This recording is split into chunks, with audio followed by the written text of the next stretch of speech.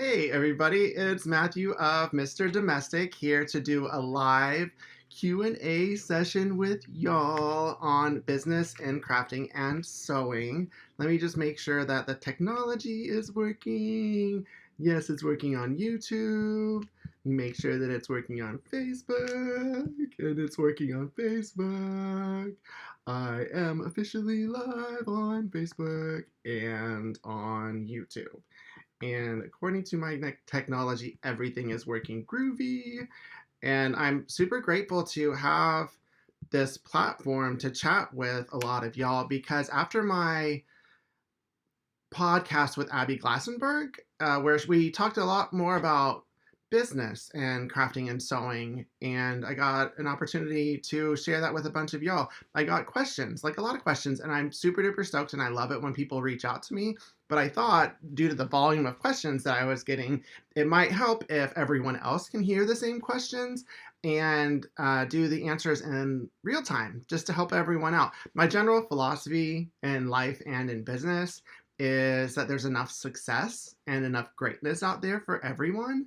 And I've had that philosophy essentially for well over a decade. There's a book that I read that kind of transformed the way that I approached business. It's called The Go Givers.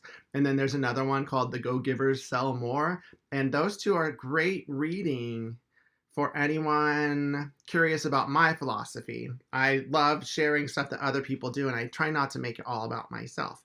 So, in this live stream, you can ask me any question about business. I have some questions that I got ahead of time, and I'll answer them live, which should be super duper fun, and I'm excited about it. So, if you have any questions, put it in the comment of either YouTube or Facebook. I'm going to be here for an hour.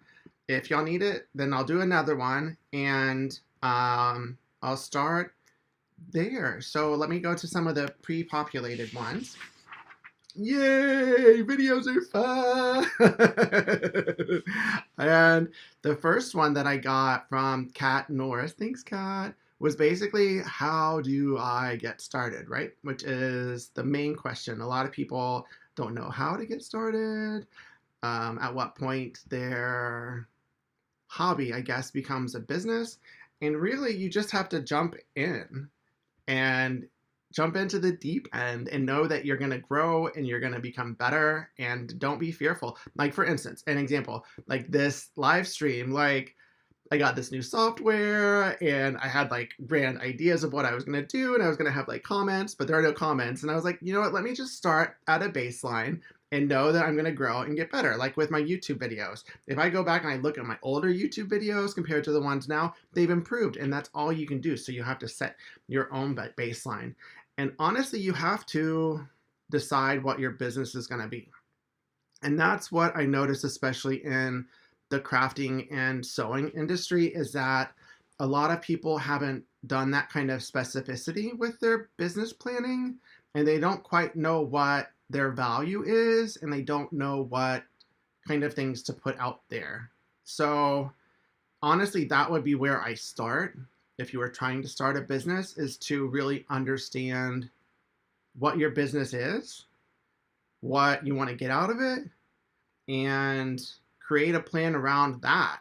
And if you're just trying to make money and just trying to grow followers on social media, then those aren't the things to focus on, I feel, for a successful business. You need to think more about your value and who you are and branding and mission and vision and all that kind of stuff, which I'm happy to talk about in a little bit. So let me see if there are any questions. Okay, hey dog there over on YouTube. What has been the easiest and hardest part of starting my business? So, the easiest part, start with positive. The easiest part of starting my own crafting business has been, honestly, it was creating my values and what my mission and vision were. Those were the easiest part.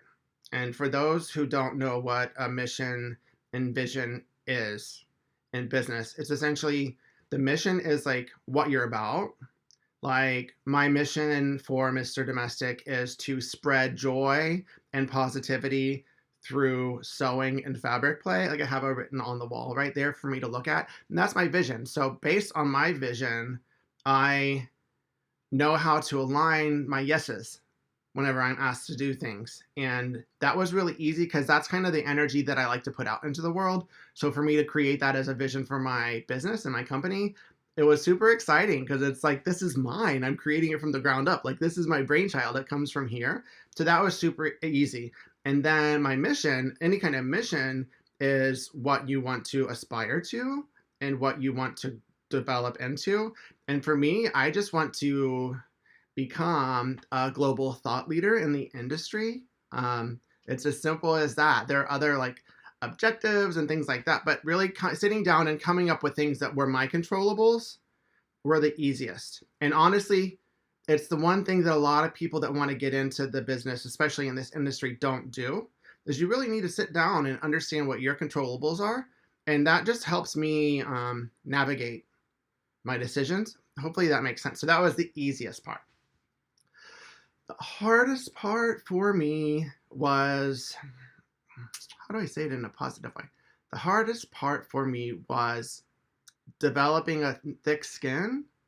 I kind of already have that, but especially with this, if you're using social media and the online world to develop your brand, the larger you get, there's going to be a number of people that just don't dig what you're doing. And initially it was hard for me because I not necessarily wanted everyone to like me, but I at least wanted to understand someone's perspective. Like I act like a grown folk. And when someone is not like feeling something I'm doing, I want to understand it and chat.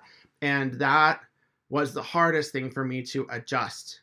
That now I know in the online world, anytime that happens, it's going to happen. Like now I just like dust it off, like whatever. I just know like I don't engage that kind of behavior. I delete it and then I block that person if they continue, and that's the end. So that was really hard because I kind of hope that like if I just put out like lots and lots of positive energy, that's all I'm going to get back. And honestly, 99% of the time, that's what I get back. And so you just don't pay attention to the 1% and just let it go. So that was the hardest. So thanks for that question. I really appreciated it, dog dear. Let's see what's going on over on Facebook. Hiya, Sue. Hiya, Michelle. Hiya, Carrie.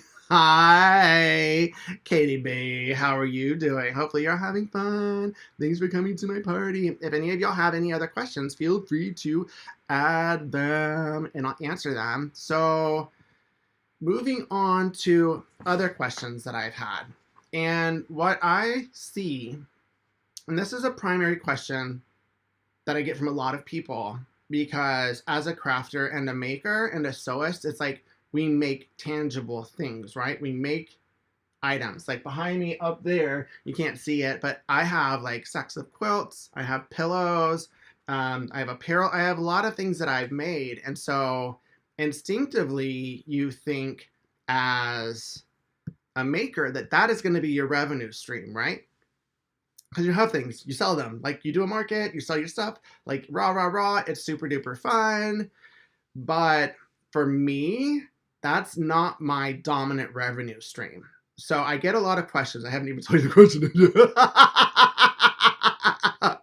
Is just questioning like Etsy as a market space and whether making stuff to sell like blankets, quilts. Oh, don't say blanket. Quilts, if that is worth your time to try and start a business in crafting and sewing. My question is, if that brings you joy, then yes, absolutely. But one caveat to that is you can't undercut what your worth is. And that's the number one thing that I see whenever people choose that as a revenue stream, because your time is very valuable. And I value my time in this industry at a certain rate. And so I have chosen certain revenue streams that support that rate. And I found that selling tangible goods doesn't do that. And with that, another question I got that's in line with this is, how do you determine how you're going to charge people? And it's a realistic formula. One, you need to determine what your time is worth, what your hourly time put into that is worth. Whenever I first started, my time was $10 an hour for things that I made. It's increased dramatically, but that was my beginning time, and I think I kind of undercut my value. It's not even minimum wage at that rate, and then you add on top of that the cost of goods, and that's what I would charge. And if people weren't buying it because my rate was too high, then you have two options there. You can either start making things, like you'd look backwards. You would look, okay, what is my time worth? What is a good price range to charge someone? I found with pillows, it's about $60. Quilts, people really dig like the $300 range. Anything more, it's harder. So then you work backwards and say, okay, what can I make for $60 worth of a sale? What can I make that would be a quilt that would be equal to those $300, which is the cost of goods plus whatever rate you would charge yourself based on the hours, and then work backwards from that and determine what you're going to make. But that doesn't bring me joy. So I don't really do a lot of that. Whenever I make stuff, I like donate it, give it to an auction, send it to friends. That's my preference for stuff that I make because I get more payment in like gratitude than I would ever get in like money. So that's something that y'all would have to grapple with on your own, whether or not there's a market for what you would need to charge yourself. Because please don't undercut yourself. And I see that way too much. Like, your time is worth so much more. And truly, those people who are going to want a deal on a quilt, like, they're not going to respect the amount of love and work that went into it. And they can just go to Walmart. So just make sure that your time is worth it. But is Etsy great? Yeah. I think Etsy's great as a marketplace. That's what I use to sell my stuff whenever I do, because there's some like seller and buyer protections on there that like I don't get from like WooCommerce or like if I sell it on my own website. So probably for a long, long time, I'm going to continue to use Etsy as the question. So hopefully that answered that question and gave some perspective on that, because I think it's super duper important to value yourself and give yourself the worth that you deserve as a maker, especially if that's going to be your revenue stream. So, hey, dog dear. Okay, I got a real question from Living Life. Not that any of these questions aren't real, but from Living Life with Texas Red. Hey, Wefty Needle. I am all groomed up. Look at me. Do you still get a hard time from women who think men should not be sewing quilting? I always get asked, oh, is this for your wife, girlfriend, when I go to the fabric store? I actually see that as that is a relevant business question. And it's hard to answer. Do I still get it? No. I don't get that now. Whenever I go to my safe places. Like, my LQS is Fabric Depot. And Fabric Depot, like, everyone there is so loving. They've always been super duper welcoming to me. It's just the general like demeanor of them. But I've been to other like big warehouse type fabric stores like that are a chain across the nation. I'm not going to list their name, but I've been there and I don't get such a positive experience. So I just go places where I get the positive experience. But absolutely, I think it's just something that is just a part of it. I think that with more men sewing and quilting, that perception is going to change. But I've had people challenge my, not worth, but challenge my presence and my growth in the industry, saying that the only reason I achieved it was because I was a man. And that was from an ally and a friend. And I just know that's something I have to deal with, but really I don't let it phase me. I just like let it slide off, and I'm like, okay. I mean, I'm a man. I don't know. I don't have any other perspective than my own perspective, and I hope that I bring more to the table than just like being a different sex or gender. But I just think that it's part of it. Like, and it's okay. Like, there's a lot of respect to quilting and history of quilting that me as a newcomer needs to understand and pay homage to. That I received those comments more in that line. That I need to recognize that there's a history here. I'm not reinventing anything. Don't claim that I own a shape. People having those kind of conversations. I don't own a shape whenever I do a pattern, and just pay respect. And so I don't let it phase me. And if you're receiving it, then don't let it phase you.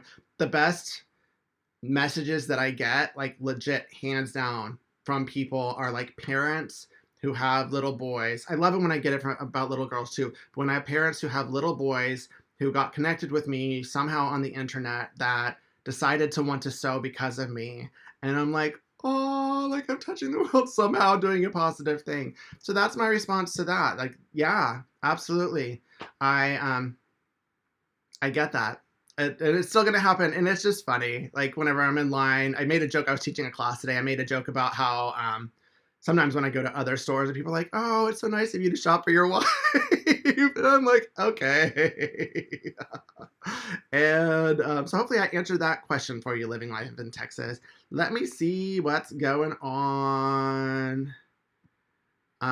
Okay, Dawn just asked a real quick question. It's called The Go Givers, I believe. I'll link to it after this video, but it's called Go Givers and then Go Givers Sell More. Those are the books that I talked about.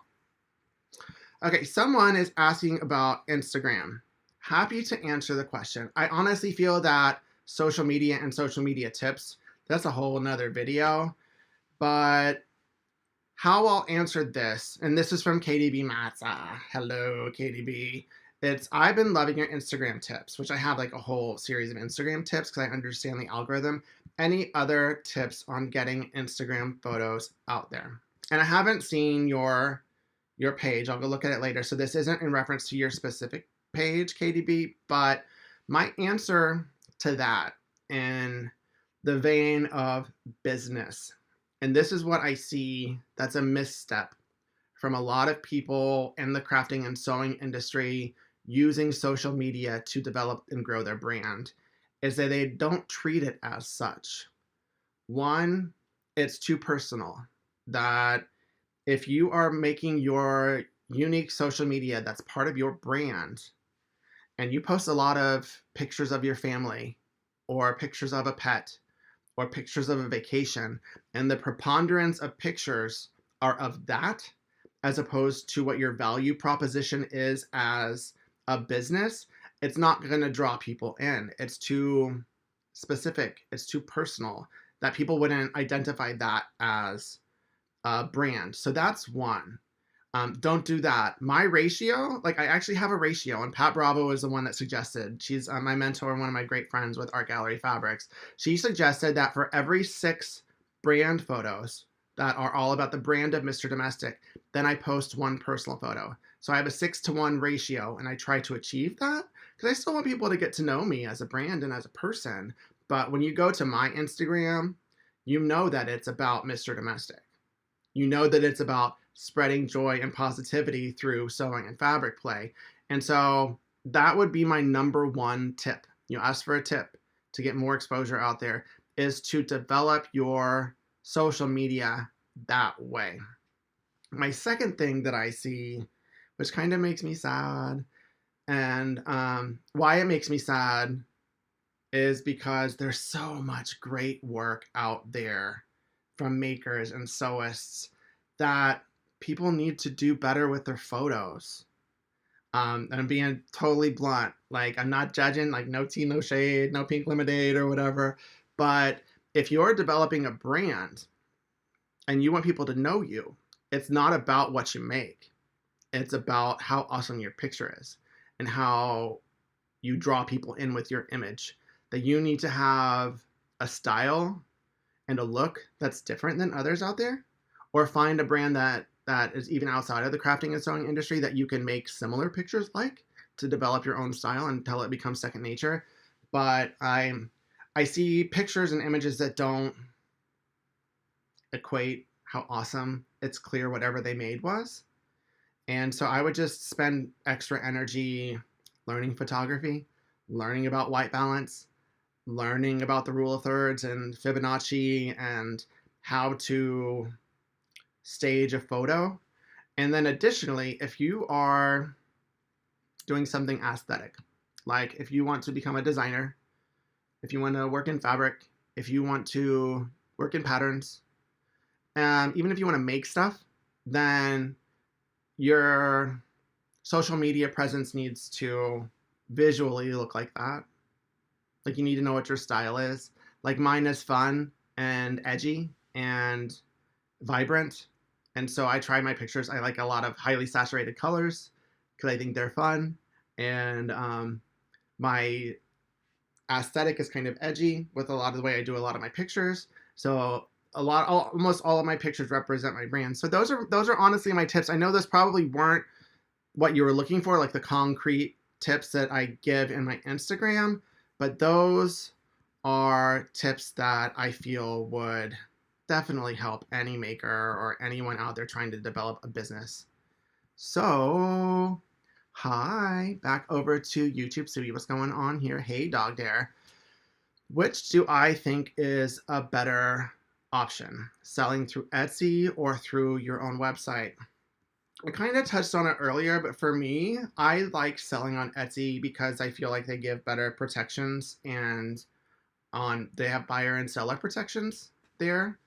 In case something's lost or someone needs a refund, that it's nice having a third party like be a mediator of that to kind of protect me.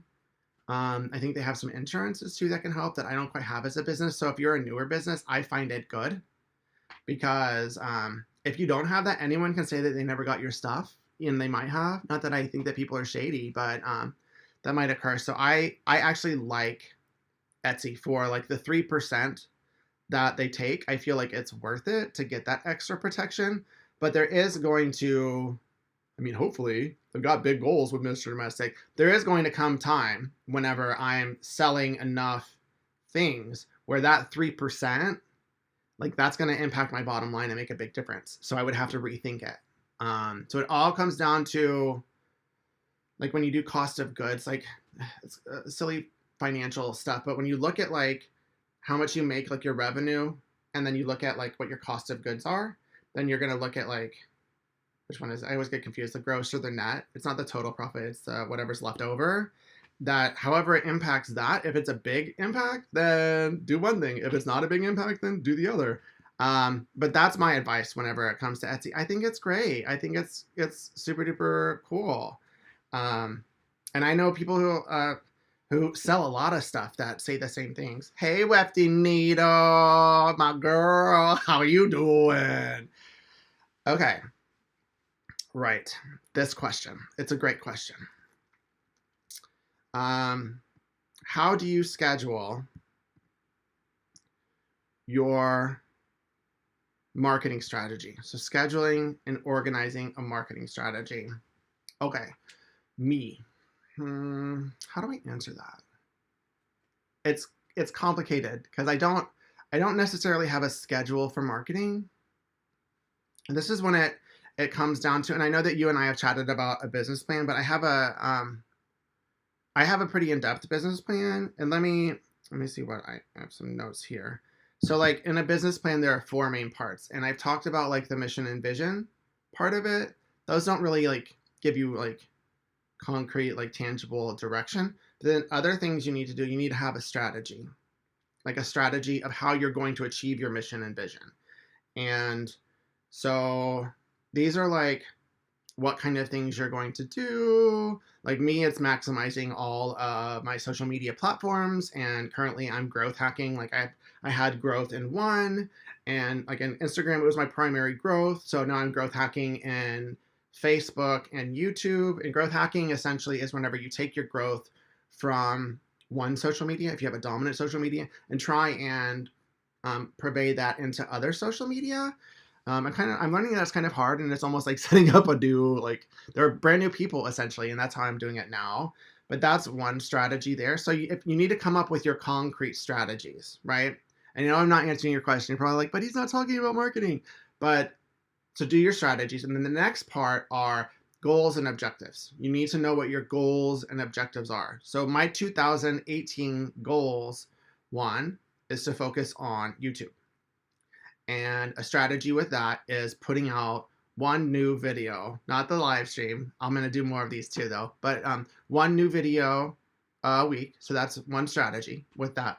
And then another goal of mine is to successfully launch as a fabric designer. And I think in this year I might have 2 collections. I might just have one where I haven't gotten the date on my second one, but that's my focus. And so one strategy with that is that I'm having a launch party and I'm probably going to I might do a blog tour. I'm going to do a sew along and I'm partnering with a pattern maker for that. So how this gets to marketing is, so I know that those are my goals and my strategies. And I know that this is a long answer to you, Wefty Needle. But how I get to my marketing strategies and how I allocate it is like every week I look and I say, okay, have I achieved my goal? Did I put out my video? How successful was it? I look at the metrics.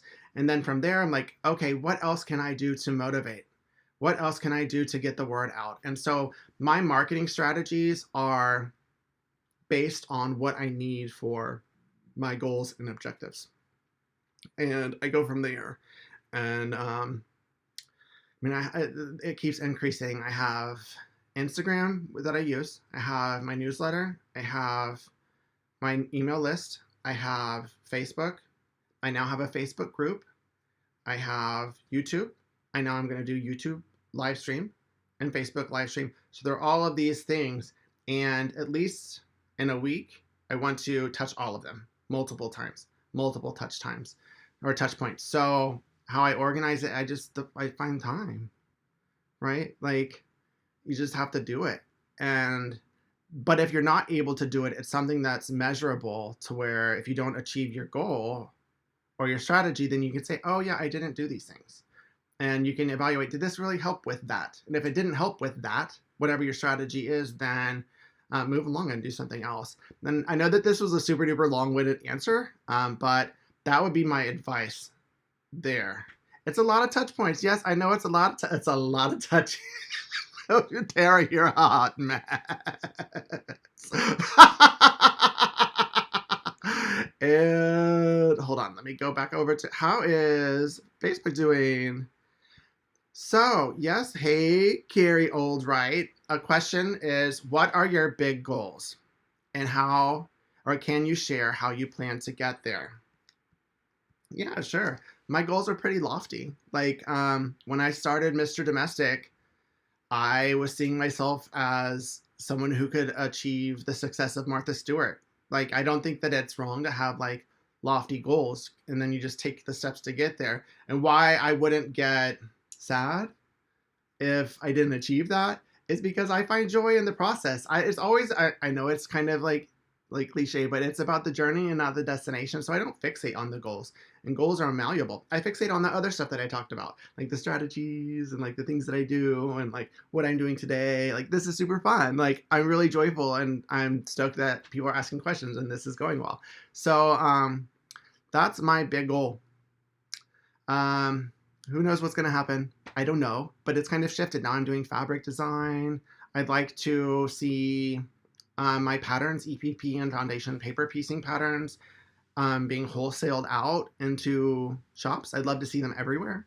Like I'd love people to have Mr. Domestic sections of their stores. I think that would be neato. I would love to do a television show. I think that I have the skill set to do that, and that would be super duper fun. And maybe on HGTV or something. I mean, I don't know. That's another thing. But I'm also super duper stoked with the status quo of where things are. But those are some of my like big goals, my big goals. And like I watched The Secret, and like I understand like the law of attraction and all that kind of stuff. So it's like I know what those goals are. They're actually on my vision board. I don't have it in here, so I can't show you. Those kind of things are on my vision board. And the way that all that kind of like the metaphysical stuff works is you put it up there and then you just go on your life and you are a good person and things will happen when they happen, how they happen.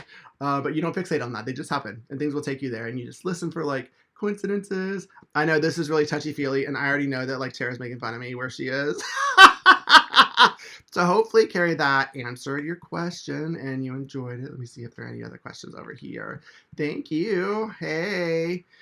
And okay, back over to here. Copper. Hi. Do I do anything with Spoonflower? And how do I design my fabrics? Let me see how I answer this in respect to business. Spoonflower, I don't. Because I've been, ever since I've been the Socialite, the ambassador with Art Gallery Fabrics, I was exclusive to only using their fabric, so I couldn't use my own design. I couldn't create my own designs and use them because it would have violated that exclusivity. So I haven't been able to.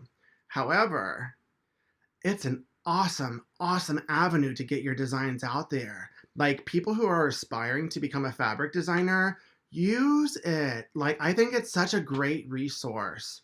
There's another one, I think it's Society 6. I haven't dabbled in that, but that's another place to sell non-fabric design kind of things. That yeah, I would highly suggest it. And then I would take it the next step. It's kind of like what I'll be doing with my fabric when it comes out. If that's what you want to do, Copper, if you want to work on fabric and become a fabric designer, one, you need to make your social media look like it. And then two, if you want to design fabric, I would like reach out to some influencers and ask them to make stuff with your fabric, even though it's Spoonflower. And if they get your designs out there, it's a great way. And everyone wants to help people. Like there are people out there that want to help, and I love helping people. I wouldn't be able to since I'm exclusive still with AGF, but there are people out there that even your designs, they would love to work with it. So that would be my advice to you with that. And one more question. Hopefully I answered it. Thank you for the question. Another question is, which social media platform, this is from Jean Martin, which social media platform do you feel has the most quilters or quilt lovers? I think quilt lovers are everywhere. What social media platform? You know, that's a hard one. I know that a lot of people focus on Instagram. I hear a lot of people talking about Instagram, and Instagram is a quick way to reach a certain demographic of quilters. I don't know how that necessarily converts to being a potential consumer for you as a business, but how I've been able to network and uh, work and partner with different companies is a lot to do with Instagram. It's like it's the most direct way to interact with one, a potential consumer, and two, another company, because you can just contact via direct message their social media person and that gets you in the door, whereas a phone call might be a little harder. So for that purpose, I think it's awesome. It's awesome for business. Your question was about quilters though.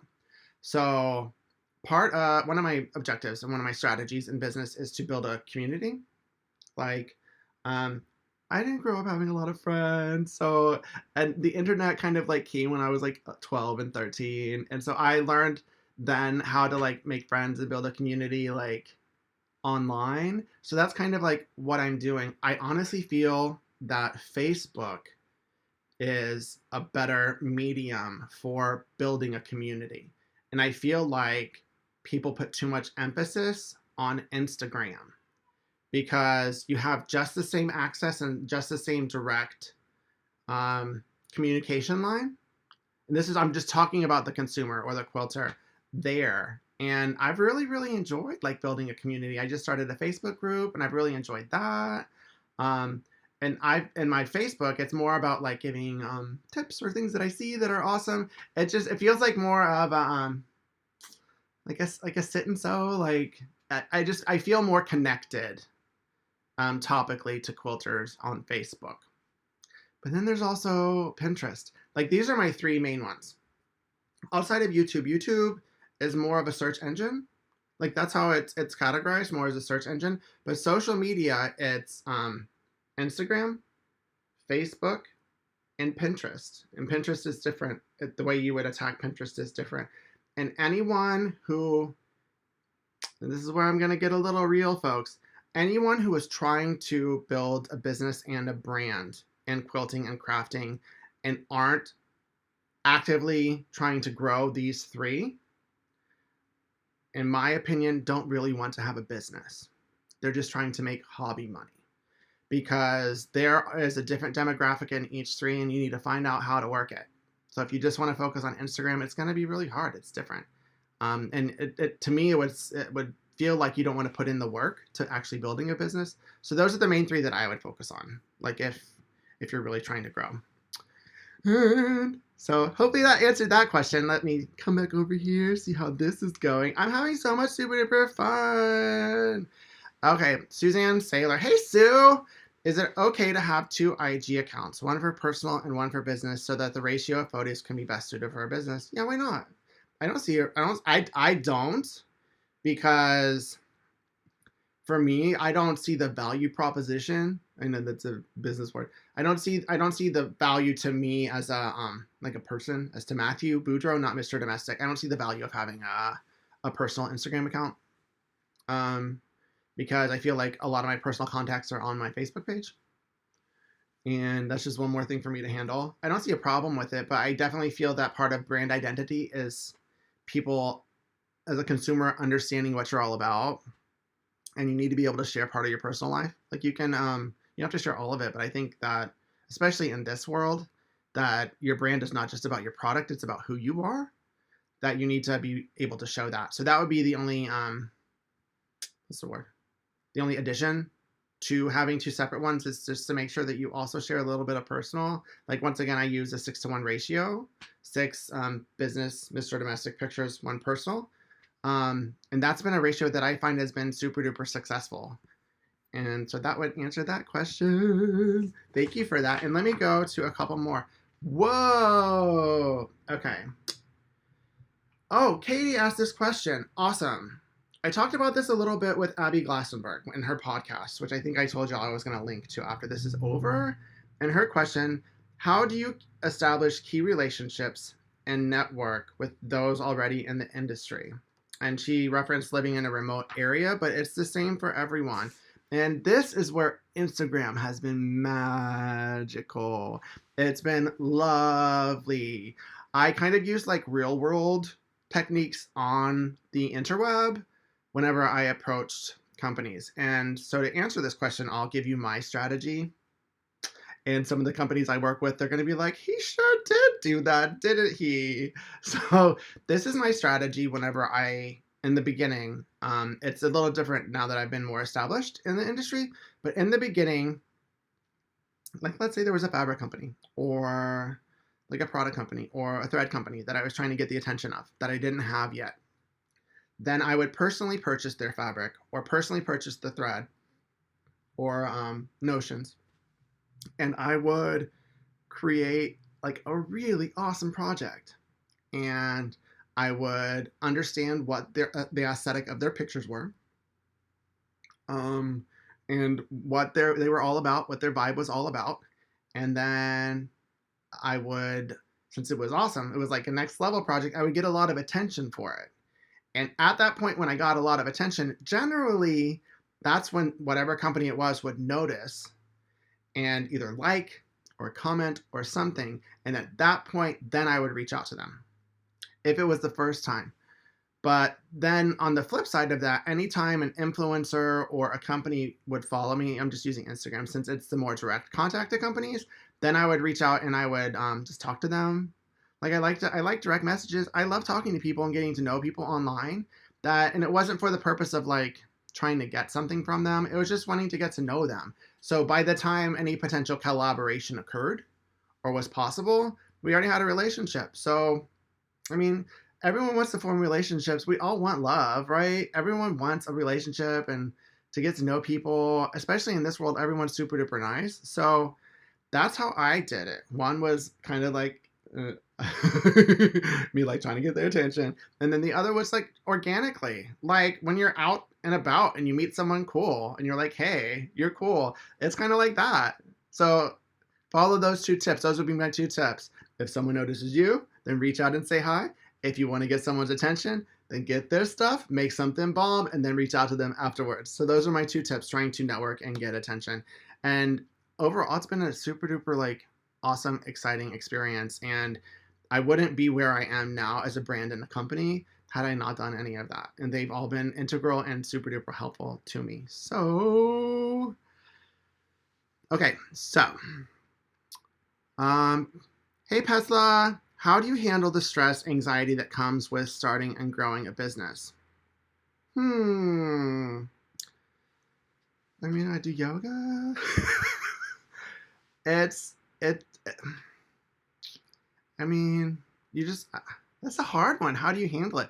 I don't feel like I have stress on growing my business. Any stress that I would have would be a result of me not trusting my intuition, if this makes sense, or establishing boundaries or knowing when to say no. Like, it's been like when it comes to just growing my business, it's been nothing but exciting to grow something from the beginning and watching it flourish and to where it is now. Like the whole growth has been like wackadoodle amazing to me that I don't feel like that's created stress. Um, but anytime I've created the stress has been because I've taken on too much. Or if I did something that I knew I shouldn't have done and then I did it and I'm like, oh man, I shouldn't have done that. I knew it, I knew it, I knew it. Those are the things that cause stress. But now it's like this kind of especially helped. Okay, this goes back to the business plan and the mission, vision, strategies, objectives, goals. That having that has allowed me to make my decisions stay in line with that, so where I'm not doing anything that's out of line with that. And as a result, like everything is about growing, and I don't take any extra stuff that I regret now. Not that I like super duper regret it. It was all super fun, but it doesn't put me in a place of stress. So really, it's about managing, knowing what you want to do, even if you're just starting out, knowing what you want to do as a business and making sure that every single action aligns to that. Because if this is all about growing your business and you're doing things that don't align to that growth, then that's going to create stress for you. But if it's aligned to it, it shouldn't be stressful, because this whole journey of developing and growing a business, it's all about learning. Like, I hope y'all are getting some tips out of this, because it's like one person at a time, one connection at a time. I've learned stuff. I've passed on the information that as long as you're always learning and asking questions, then it shouldn't be stressful. It should be super awesome, Pasla, because you are doing it. So hopefully I answered that question. And let me see what's going on over here. This is fun. I'm enjoying it. Um, oh, yay. Then let me come over to here. I've gotten that question about Etsy. All right. This is the question that I definitely wanted to answer. And it's from Okla Roots. And I've gotten this a lot from people along my journey of Mr. Domestic. That let me ask the question first. How do I organize my time? I have a full-time job, family, general life issues. How do you get so much of your sewing work done? And why I wanted to answer this one is because I don't know, I don't compare myself to other people, so it's like I don't know that I'm doing stuff other than what other people are doing. But I really sat down to try to answer this. And one part, when it comes to sewing, when I first started, I've said this in a couple places. When I first started, I wanted to be on Project Runway, so I taught myself how to sew super fast. And that's all I've ever done. I didn't realize how fast I sewed until like I saw my output and people making comments on it. But then the other part, and this is kind of like a touchy-feely response. And this goes back to like my business philosophy and philosophy in life, and not letting the negativity get into my inputs and to impact me, is that I don't make time for complaining. I don't make time for the negative. I don't put energy into any of that. I feel that we as humans, we determine what inputs impact us and what inputs we put energy into. And if you're putting energy into that, like, regardless of where you are on a political spectrum, it's like, it's kind of scary and overwhelming. I just choose not to allow that to impact me, and I don't put a lot of energy into it. I see what's going on, but I just don't. And I think that since I've created a filter and a way of operating in the world to where I don't put a lot of energy into that, and I see a lot of other people do, that allows me, if I'm going to compare, which I don't like to, that allows me to have a lot of extra energy and extra time to do other things. Like, from morning to when I go to sleep, there's very little time I don't use in my life. And I've been as I've said this is the only way to explain it. I've been very right and left brain for all of my life, to where I know that if I'm getting fatigued on some right brain stuff, that it's time to move to left brain, and that kind of recharges that.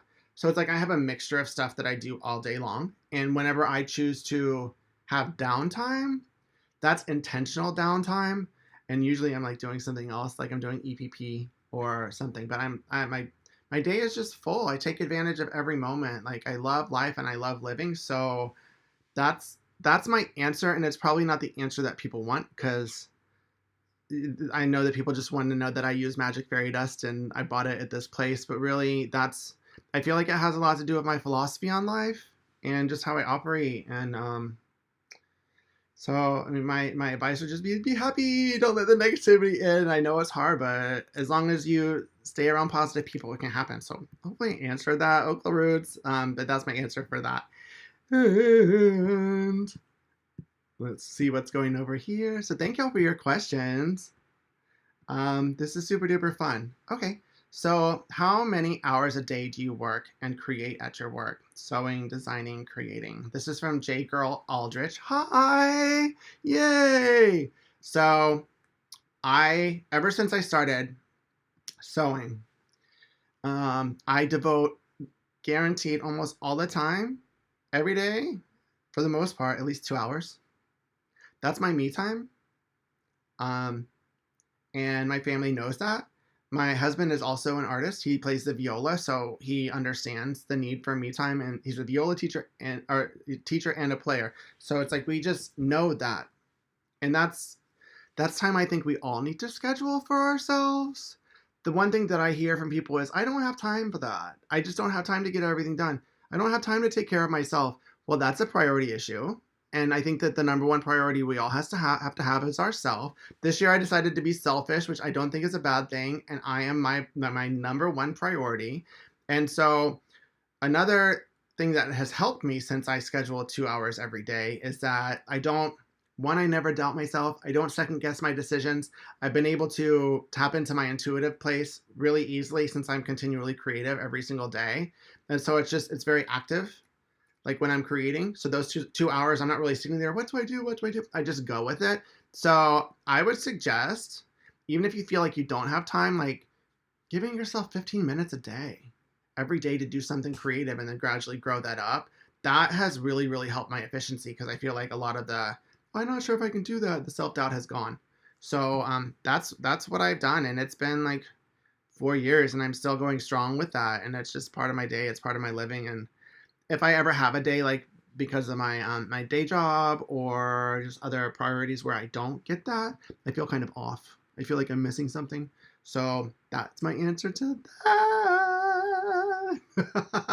Someone said I'm saving my coins for magic fairy dust.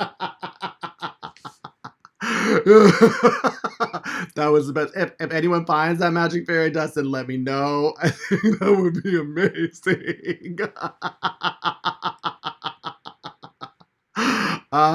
You know what? And someone said it's amazing what you can do in 15 to 20 minutes. Colleen said that's absolutely true.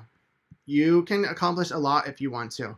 I find, okay, I'm giving a lot of life tips. I'm sorry for that, but I find the thing that takes the longest time when in doing something is the resistance it takes to do it.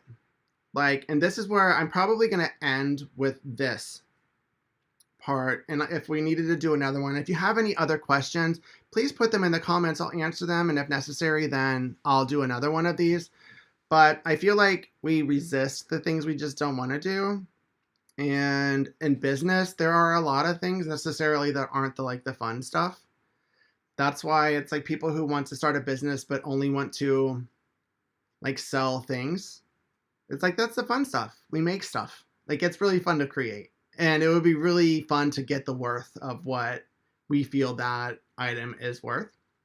But there are other parts of a business, like taxes and business plans and keeping things straight in a day planner. There are a lot of activities that aren't necessarily the fun part, but you just have to do it as part of a business. So just do it. Like, that's it. So I just don't resist stuff. And then my final thing that I wanted to share in this world. And I use this a lot, this term. I call it a revenue stream because there are different areas I've discovered in sewing because I'm a sewist maker. Less of a crafter. I do some crafty stuff, but that's the category, the niche that I would put myself in. That you need to look and explore all of the different revenue streams. And so these are my revenue streams. And with after this, and I think that would be the end of this. This was super fun. My revenue streams: teaching, patterns. Now it's fabric design. I do presentations. I sell some products. There's affiliate money out there, which is just by promoting something. I don't do an affiliate unless I really, really love it, because one of my brand identity and me myself is I need to be 100% authentic. So I'm not gonna ever like share something that I don't love. Like I have to love it. So there's affiliate money out there. And that's passive income. It's just by utilizing it. So those are all of my revenue streams so far. I probably have a couple that I'm missing. And why I'm saying this and why I'm closing with this is that if you want to have a business in crafting and or sewing, you need to, one, know what the revenue streams are, and two, do it. It doesn't matter whether you want to. Like, it's a business. And you might discover that there's a revenue stream you really, really, really, really love. Like, I love teaching. I love fabric design. Those are probably my two favorite revenue streams. Never would have known that if all I did was sell stuff that I made. That if you feel uncomfortable, like being on video, get over it. Like, if you're trying to have a business, like, everything's online now. You need to do it. So I hear a lot of resistance when it comes to doing all of that stuff. And why I wanted to end with that, since we were talking about it, was that if you really want to have a business, just get over it and do it, because this is essentially going to be a job for you. And when you have a job, you don't love every part of the job. It's not like the most favorite part of the job. But since this is something that you are developing and you are growing and it's your little baby, like, you should just love the mission and vision of it, right? You should love what it stands for and what you've created. And so doing those things to achieve that, it's like, yay, yay, rah, rah. So that's the end. I really enjoyed chatting with y'all. I really appreciate y'all coming to this Q&A session. And I hope that I helped some of y'all with your questions, and some of you who are listening, maybe you heard some questions that you didn't know to ask. And hopefully this can be the start of a conversation for all of us where we can help build each other up instead of feeling like we need to covet and keep our secrets in.